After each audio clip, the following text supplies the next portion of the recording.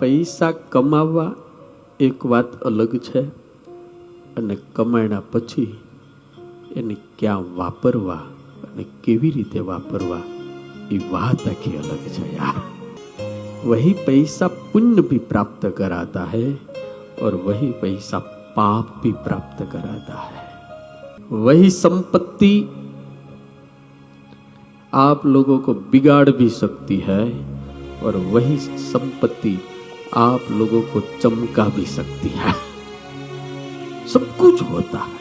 Coke सारो जो योग मળી જાય, कोक सारो કોઈ આવા હારા સાધુ મળી જાય।